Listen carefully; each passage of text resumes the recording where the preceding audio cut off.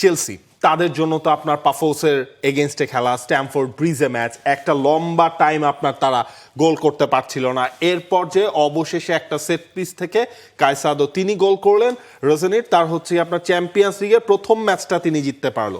কিন্তু চেলসির আমার মনে হয় টপ 8-এ কোয়ালিফাই করার রাস্তাটা মানে অনেক বড় একটা চ্যালেঞ্জ তাদের। এক হচ্ছে নাপোলি সামনে, দুই হচ্ছে গিয়ে এই দলটাকে ধরেন এখনো নতুন কোচ, তার মানে তত্ত্ব দিয়ে আমার মনে হয় এখনো গোছানোর সময়টাও তিনি পান নাই। আপনি কি দ্য অফিস দেখেছেন? দেখেছি। হ্যাঁ, পুরো অফিস লেভেলের একটা মানে ম্যানেজার চেলসি পেয়েছে, সেটা খারাপ কোনো কথা নয়। এখন দেখার বিষয় হচ্ছে পুরো ম্যানেজমেন্ট বা মালিক পক্ষ যেভাবে লিয়াম রসেনিয়ারকে দেখেছে, হয়তো কিছু পেয়েছে বলেই তাকে নিয়ে আসা হয়েছে। ওই এনজো মারাস্কা এপিসোড সাগায় আমি অবশ্যই যাব না। চেলসির জন্য যেটা দরকার ছিল সেটা একটা জয় এই ম্যাচে, সেটা চেলসি পেয়েছে। অর্থাৎ চেলসি পরবর্তী রাউন্ড অফ 16-এ ডিরেক্টলি না উঠলেও রাউন্ড অফ 16-এ দুটো যে এক্সট্রা ম্যাচ হয়েছে সেটার কন্টেন্ট মোটামুটি তারা প্লে অফে তারা আছে। মুশকিলটা হয়ে গেছে আপনি নাপোলির সঙ্গে এরকম সিচুয়েশনে পড়তে হতো না যদি আতালান্তার সঙ্গে আপনি জিততেন। আতালান্তা যে ধরনের সিচুয়েশনে ঠিক টটেনহামের মতো আপনি মিরর করতে পারেন। টটেনহাম যেরকম চ্যাম্পিয়ন্স লিগে খুব ভালো খেলছে, আতালান্তা ঠিক সেরকম চ্যাম্পিয়ন্স লিগে খুব ভালো খেলে আসে। ইভান ইউরিচের অধীনে আতালান্তা খুবই বাজে রকমের পারফর্ম করে যাচ্ছিল সেরিয়াতে, কিন্তু চ্যাম্পিয়ন্স লিগে পুরোটা উল্টো। আতালান্তার ওই ম্যাচে স্লিপ না করলে, কারণ আপনি বার্সেলোনার সঙ্গে জিতে এসেছিলেন, সেই মোমেন্টটা আতালান্তার ম্যাচে আপনি নিতে পারেন। সে কারণে চেলসির আজকে এই অবস্থা যে তারা টপ 8-এ একদম 8 নম্বর স্থানে বসে আছে, যেটা হয়তো চেলসির ক্ষেত্রে আরেকটু বেটার পজিশন তারা থাকতে পারতো। নাপোলির সঙ্গে ম্যাচটা কেন চেলসির ডিসঅ্যাডভান্টেজ? কারণ আপনি ইতালিতে গিয়ে খেলতেছেন একে, তারপর আবার নেইপলসে এবং আন্তোনিও কন্তের দলের সঙ্গে। আন্তোনিও কন্তে তাদের সাবেক দলের সঙ্গে কতটা রুথলেসলি খেলেন সেটা আমরা আগেও জানি। এবং চেলসির এখন যে পরিস্থিতি, যে কিছুটা আপহিভল বা কিছুটা মোমেন্টাম লুজ করেছে চেলসি, যদিও 3টা ম্যাচ লিয়াম রসেনিয়র জয় পেয়েছেন, ব্যাপারটা এত সহজ না যে পাফোসের সঙ্গে আপনি স্ট্যামফোর্ড ব্রিজে খেলছেন আর নেইপলসের গিয়ে নাপোলির সঙ্গে খেলছেন। It's a totally different thing. So ওই ম্যাচটা নাপোলির জন্য যতটুকু গুরুত্বপূর্ণ, নাপোলির জন্য অবশ্যই চাইবে তারা রাউন্ড অফ 16-এর প্লে অফের আনসিডেড স্পটে কোয়ালিফাই করার জন্য, চেলসির জন্যই ততটা কঠিন। এবং এই ম্যাচে ধরেন হতেও পারে একটা মানে চেলসির জন্য যেমন ভয়ের কারণ আছে, নাপোলির জন্য তো আরো বেশি ভয়ের কারণ আছে।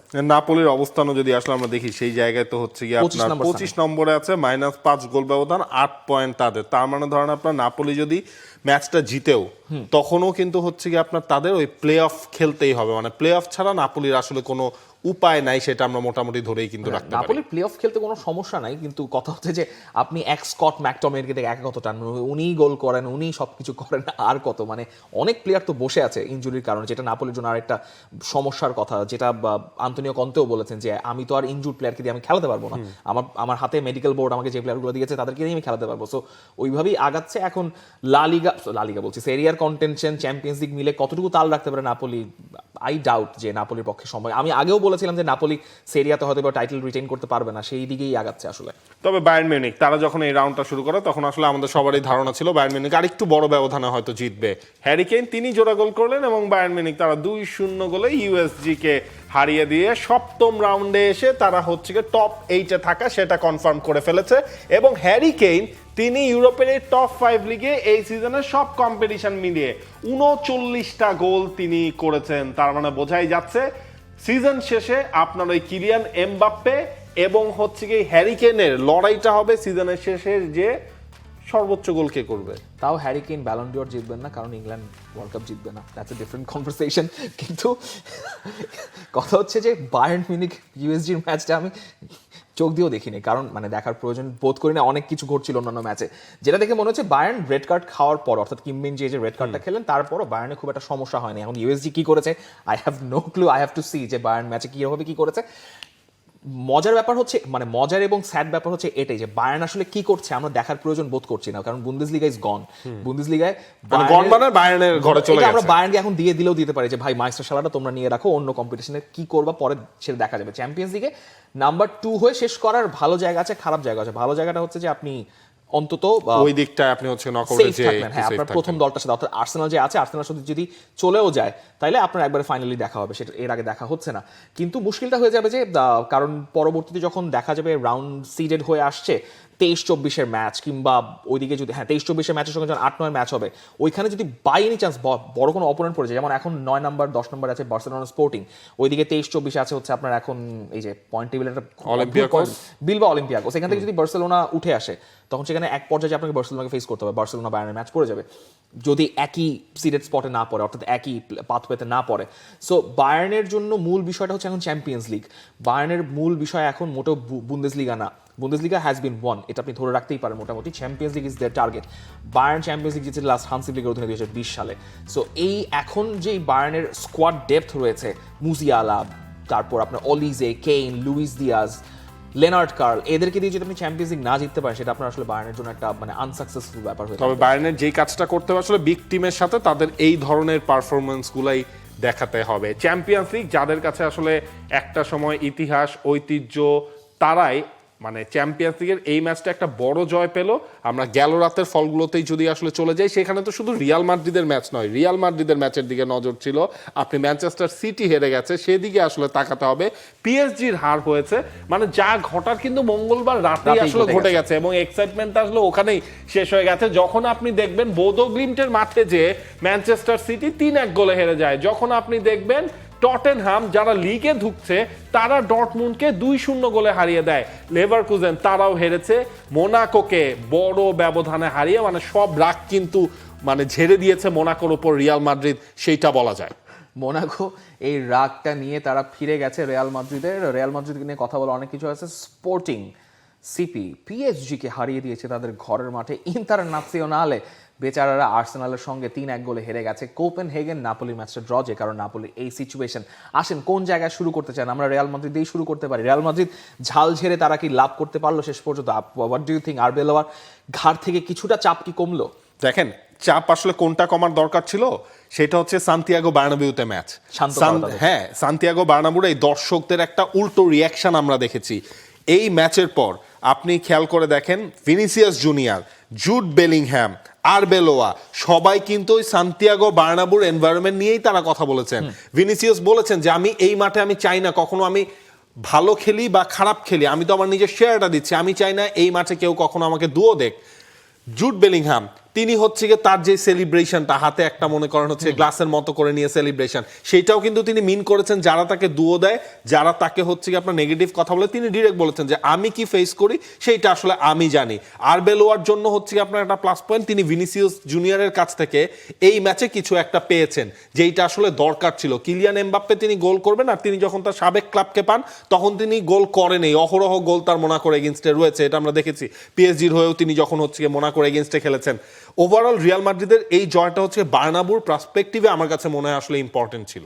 রিয়াল মাদ্রিদের জন্য একটা বড় ওয়ার্নিং সাইন রিয়াল মাদ্রিদের দলের তারকারা পেয়ে গেছেন। কারণ যদি আপনার এখন আসলে পারফরমেন্সের জন্য কাউকে দোষার কেউ নেই, আপনি দুষেছেন শাবি আলোনসোকে, শাবি আলোনসো ইজ গন। এখন আলভারো আরবেলোয়া এসছেন এই দলটাকে জাস্ট স্ট্রিং করার জন্য, যে এই দলের স্টার পাওয়ার আছে, you let them play. So এখন যত ব্লান্ডারই রিয়াল মাদ্রিদ করবে না কেন, সেই ব্লান্ডারের প্রত্যেকটা হিসেব আসলে রিয়াল মাদ্রিদের প্লেয়ারকে দিতে হবে। Real Madrid is a totally different club, এইখানে কোনো লজিক খাটে না। এবং আমার কাছে মনে হয় রিয়াল মাদ্রিদের ফ্যানরা অনেক কিছুই হতে পারেন, তারা হতে পারেন এলিট লোকজন, তারা হতে পারেন সাকসেস হাংরি, তারা হতে পারেন অনেক কিছুই, যে কারণে তারা স্পয়েল্ড, কিছু কোট আনকোট স্পয়েল্ড।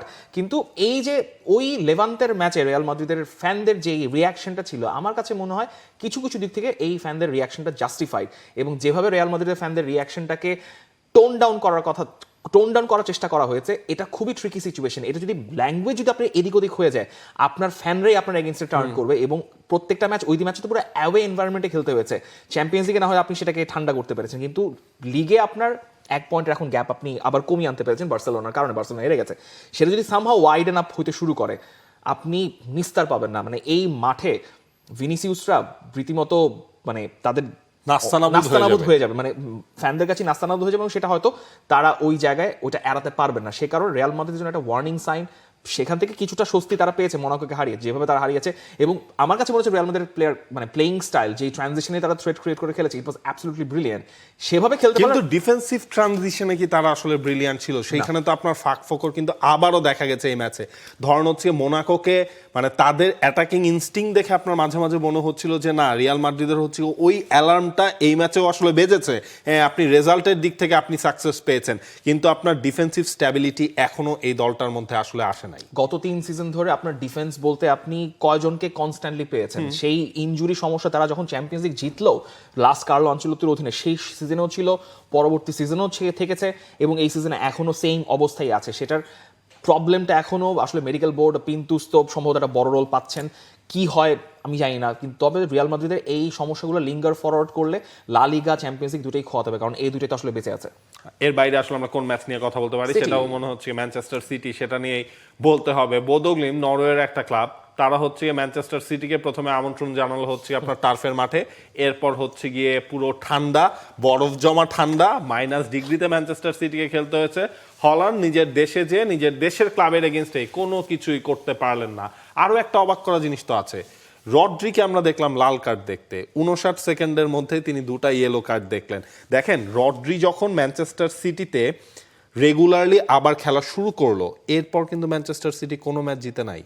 মানে এটা কাকতালীয় ব্যাপারটা হচ্ছে, বলছি না আমি রড্রির কারণেই জেতে নাই, কিন্তু জিনিসটা এমন হচ্ছে। ব্যাপারটা খুবই মুদ্রার উল্টো পিঠ। তবে পেপ গুয়ার্দিওলা এটার উত্তরটা জানেন, উত্তরটা তিনি অনেক আগেই দিয়ে রেখেছেন। রড্রি যে ধরনের ACL ইনজুরিতে পড়েছেন, ACL ইনজুরিতে অনেক টাইপ থাকে, এই ACL ইনজুরির রিকভারিটা এত লেন্দি, যে কারণে রড্রি মাঝখানে ফেরার পর তার ফিটনেস সমস্যাটা আবার দেখা যায়, যে কারণে নিকো গনজালেজ কনস্ট্যান্টলি ভালো সার্ভিস দিয়ে গেছেন সেই জায়গাটাতে, এই জন্য রড্রি খেলার সুযোগ পান নাই। কিন্তু রড্রি যখনই খেলছেন তার পারফরমেন্স লেভেলের শার্পনেসটা এখনো ওই লেভেলে পৌঁছায়নি যে রড্রি ব্যালন ড'র জিতে এসেছেন, যে কারণে এই রড্রিকে আপনি বিশ্বকাপের আগে ঠিক মতো পাবেন না। এখন পেপ গুয়ার্দিওলাকে ওই সিদ্ধান্তটাই নিতে হবে আসলে রড্রি, নিকো গনজালেস নাকি কাকে তিনি প্রপারলি খেলাবেন। এবং রড্রি চ্যাম্পিয়ন্স লিগ থেকে তো নাই, অন্তত বাদ পড়ে গেলেন অন্তত লাস্ট রাউন্ডের জন্য। কিন্তু ম্যানচেস্টার সিটির জন্য দুশ্চিন্তার জায়গা আরেকটা মুদ্রার উল্টা পিঠ। রড্রির মুদ্রার এ পিঠ যদি হয়, রড্রি থাকলে যেহেতু ম্যানচেস্টার সিটি হারতো না, উল্টা পিঠ হচ্ছে ম্যানচেস্টার সিটি এখন জিততে পারছে না। এখন মুদ্রার আরেকটা উল্টা পিঠ, ম্যানচেস্টার সিটিকে ফেস করতে হচ্ছে এর্লিং হল্যান্ড গোল করতে পারছেন না। লাস্ট 8 ম্যাচে একটা গোল করেছেন মাত্র, সেটাও তাও পেনাল্টি থেকে। এবং এর্লিং হল্যান্ড গোল করতে পারছেন না, এটা দেখাটা আমাদের জন্য খুবই মানে অদ্ভুত একটা সিন, যেটা আমরা অত দেখে অভ্যস্ত না যে এর্লিং হল্যান্ড গোল করতে মানে পারছেন এত লম্বা সময় আপনার এতগুলো ম্যাচ তার কাছ থেকে আপনি হচ্ছে সেই গোলটা রায়ান পাচ্ছেন না। চেরকি যদি গোল কন্ট্রিবিউট না করতেন তাহলে ম্যানচেস্টার সিটি এই ম্যাচে কোনো গোলই করতে পারতো না শেষ পর্যন্ত। ফোর্ডেনের যে ফর্মটা লাস্ট বছরের আগের দিকে ছিল, সেটাও একদম ডিসেম্বর থেকে আবার পড়তির দিকে পড়ে গেছে। সো ফোর্ডেনের ফর্ম নাই। আপনার ম্যাক্স এলেইনকে নিয়ে আপনি খুব প্রত্যাশা নিয়ে খেলালেন, সেই ম্যাক্স এলেইনের ব্লান্ডারের কারণে আপনি গোল কনসিড করলেন। এবং তাও ভালো অপশনও তো আসলে খুব বেশি ছিল এখন না, ছিল না। যখন কেউ নাই তখন তো অ্যালেনকে দিয়েই হচ্ছে প্রিমিয়ার লিগের ম্যাচগুলো ম্যানচেস্টার সিটি এখন না হয় খেলেছে। মার্ক গেহি এসছেন দেখবো, মার্ক গেহি আর খুসানোভের একটা পার্টনারশিপ আপনি দেখবেন, যেহেতু দিয়াজ আর গুয়ার্দিওল ইনজুরিতে পড়ে আছেন। পেপ গুয়ার্দিওলার এখন এই সমস্যাগুলো লিঙ্গার রাউন্ড করছে, কারণ আপনি ইউনাইটেডের কাছে হেরে গেছেন, চ্যাম্পিয়ন্স লিগে বোদোর কাছে হেরেছেন, যে বোদো এই টুর্নামেন্টে তেমন কোনো কিছু স্টেটমেন্ট দিতেই পারে না। সেই বোদো, আমি ওই মানুষগুলোর জন্য আমি জেলাস, যে মানুষগুলো ওই বিল্ডিংয়ে দাঁড়ায় জানলা দিয়ে পতাকা উড়ায় ম্যাচ দেখে বোদোর জয়টা দেখছে। আমি যদি থাকতে পারতাম আমার জীবন সার্থক হয়ে যেত। কিন্তু দেন এগেইন ম্যানচেস্টার সিটির জন্য মোটেও ভালো কোনো সাইন না।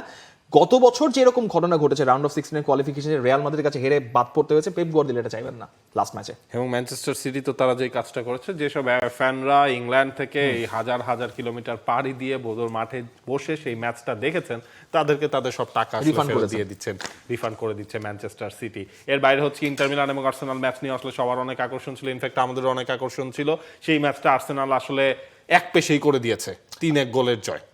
শুধুমাত্র আই ফেল্ট যখন পিও এসপোজিতো নেমেছেন তখন প্রথম দিকেও মোটামুটি আর্সেনালকে ইন ট্রানজিশনে, যখন আর্সেনালকে ডিফেন্সিভ অ্যাটাকিং ট্রানজিশনে ইন্টার বিপদে ফেলেছে প্রেস করে, তখন আর্সেনাল কিছুটা বিপদে ফেলেছে। এবং ইন্টার কিছুটা হলেও একটা টোটকা দেখিয়েছে আপনি আর্সেনালকে কিভাবে বিপদে ফেলতে পারেন। কারণ আর্সেনাল যখন তাদের স্পেসগুলো ক্রিয়েট করে সামনে অ্যাটাকিং মুভমেন্টগুলো ক্রিয়েট করে, তখন যদি আপনি তাদেরকে তখন যদি আপনি তাদেরকে বল উইন করতে পারেন, তখন ট্র্যাক ব্যাক করার ক্ষেত্রে আর্সেনালের এখন কিছুটা সমস্যা ইন্টারন্যাশনালে বের করতে পেরেছে। কিন্তু দেন এগেইন এই আর্সেনাল এত ক্লিনিক্যাল একটা দল, যেটা কিভিউ বলেছেন যে এরকম ক্লিনিক্যাল কোনো দলের সাথে তিনি এই মৌসুমে খেলেন। Arsenal is perfect, nearly perfect in all the departments. এবং এই নিয়ারলি পারফেক্ট ডিপার্টমেন্টে থেকে আপনি প্রিমিয়ার লিগ যদি না জেতেন, এইটা would be the blunder of the century. আমি তো আগে থেকেই আমার ডিসিশন চেঞ্জ করেছি যে আর্সেনাল প্রিমিয়ার লিগ জিততে যাচ্ছে, আর্সেনাল প্রিমিয়ার লিগ জিতবে, কিন্তু champions League is about moments. Champions লিগের মোমেন্টে এখনো পর্যন্ত আর্সেনাল লুজ করে নাই। এখন দেখার বিষয় হচ্ছে যে 8-8 আর্সেনালে হচ্ছে, বাকিটা কতদূর যায় এটা হচ্ছে আর্সেনাল মানে ওই নকআউট স্টেজে যে আসলে আর্সেনাল কি করে, গেলবার তো আমরা দেখেছিলাম নকআউট স্টেজে আর্সেনাল রিয়াল মাদ্রিদকে পুরো ঘোল খাওয়িয়ে দিয়েছিল, যদিও তাদের ওই শিরোপা বা ফাইনাল খেলাটা হয়নি। আর পিএসজি চ্যাম্পিয়ন, তাদের হারটাও আসলে এই এটা রাউন্ডে normal হয়ে তাদের গেছে। জন্য, it's মানে very এই fine. রাউন্ডে আসলে এই রাউন্ডে না, এইবারের সিজনে আমার মনে হচ্ছে যে এটা কাইন্ড অফ নরমাল পিএসজির কাছে হয়ে গত গেছে। বছর জাদু করে দেখিয়েছে, এটা আপনি তাদেরকে একটা থাক। তবে আমার মনে হয় আসলে ওই নকআউট স্টেজ থেকে যে তারা টপ 8-এ কোয়ালিফাই করো, অথবা হচ্ছে প্লে অফ দিয়েই তারা হচ্ছে কি রাউন্ড অফ 16-এ যাক, তখন লিভারপুল, থেকে আবার অ্যাস্টন ভিলা, আর্সেনাল। ডিফারেন্ট হচ্ছে কি আপনার একটা গেম দেখা যাবে পিএসজির কাছ থেকে। এই ছিল আসলে আমাদের আজকের the football show. Champions league নিয়ে আমরা কিন্তু খুব বেশি বিরতিও পাবো না, কারণ হচ্ছে নেক্সট মঙ্গলবারেই প্রিভিউটা করতে হবে, কারণ এর পরের উইকে যখন আপনি চ্যাম্পিয়ন্স লিগ দেখবেন তখন একসাথে 18টা ম্যাচ হবে, কারণ সেটাই লাস্ট ম্যাচ ডে। কোনো মানুষের পক্ষে একসাথে 18 ম্যাচ, আপনি তো ধরেন একটার পর আরেকটা ওই স্কোর কার্ড দেখতে দেখতেই তো আপনার সময় চলে যাবে আসলে। না ওই যে আপনার আমরা যেভাবে যে পদ্ধতিতে খেলা দেখি ওখানে তো হচ্ছে মাল্টিক্যাপ অপশন থাকে, হ্যাঁ ওই মাল্টিক্যাপ যখনই যা হবে তখনই হচ্ছে আপনাকে দেখতে just হবে। সিদ্ধান্ত নিতে হবে আপনি কোন খেলা দেখবেন। আপনি বেনফিকা রিয়াল মাদ্রিদের ম্যাচ দেখবেন, আপনি কি মানে কোনটা মেইন স্ক্রিন হবে, আপনি কি পিএসজি নিউকাসল দেখবেন, নাপোলি চেলসি দেখবেন, এক্স্যাক্টলি এই সিদ্ধান্ত নিতে পারলে ইউর ফাইন, বাকিটা আসলে আপনার উপর ছেড়ে দিলাম। For more updates, subscribe to our YouTube channel and click on the bell icon. Follow us on Facebook and Instagram. Download T-Sports app to enjoy exciting games and highlights. Visit tsports.com.